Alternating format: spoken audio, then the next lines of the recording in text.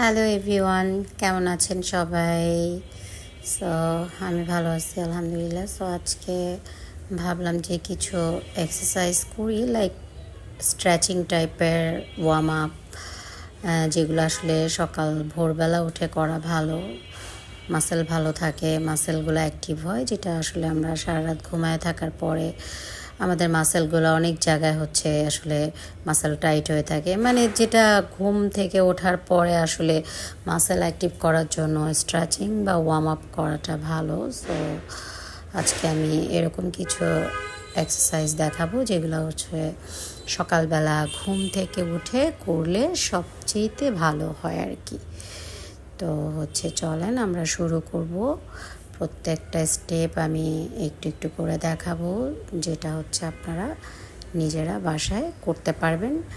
এটা সবচেয়েতে ভালো হবে যদি আপনি সকালে ঘুম থেকে উঠে করেন। যারা অনেক সকালে উঠতে পারেন তাদের জন্য ভালো, আর যারা ধরেন যে অনেক সকালে উঠতে পারেন না, দেরি করে ওঠেন, বাট সেও করতে পারবেন, তবে খালি পেটে করতে পারলে সবচেয়ে ভালো। একদম আপনি পানি না খেয়েও করতে পারেন চাইলে, বা একটু পানি খেয়ে নিতে পারেন। তো চলুন যে আমরা শুরু করি।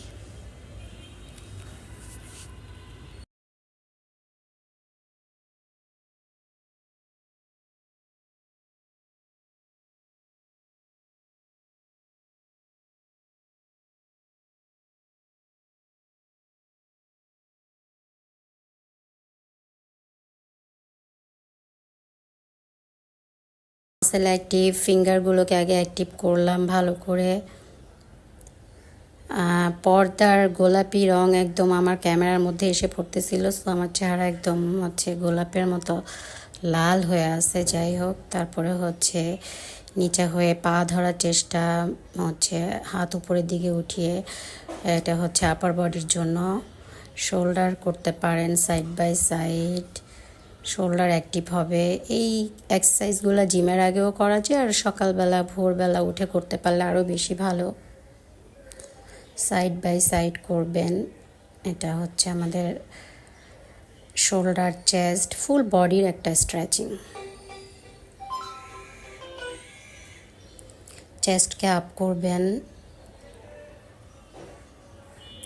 ভিডিও ভালো লাগলে কমেন্ট করবেন, শেয়ার করবেন, আমার পেজকে ফলো করবেন। আপ ডাউন করবেন এভাবে, একবার পিছনের দিকে নেবেন, একবার হচ্ছে একদম সামনের দিকে নেবেন। এতে আমাদের লোয়ার বেলি আর লোয়ার যে হচ্ছে পার্ট আছে আমাদের লোয়ার হিপের অনেক হেল্প হয়। কোনো পেইন থাকলে, ব্যথা থাকলে চলে যায়। সাইড বাই সাইড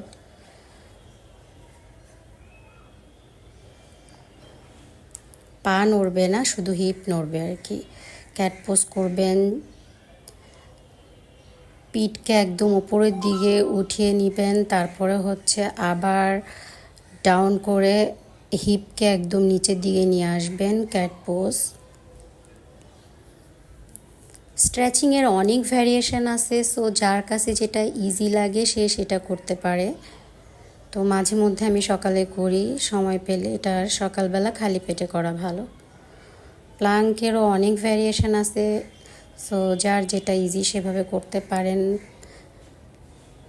পা উপরের দিকে উঠায় রাখতে পারেন, কিছুক্ষণ হোল্ড করবেন। আমি অনেকক্ষণ হোল্ড করছি, বাট ভিডিও লম্বা হবে দেখে আমি কেটে কেটে জাস্ট স্টেপগুলো দেখিয়েছি। বাট এগুলা অনেকক্ষণ ধরে হোল্ড করে, যে যতক্ষণ হোল্ড করে রাখতে পারে ততক্ষণ ভালো।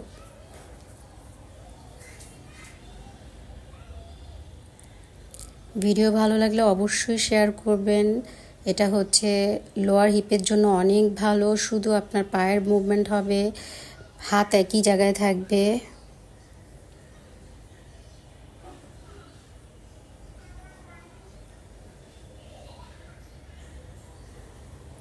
কমেন্টে জানাবেন আমাকে আপনারা কী ধরনের আরও এক্সারসাইজ দেখতে চান, সেগুলো আমি পারলে করে দেখাবো। সবাই ভালো থাকবেন।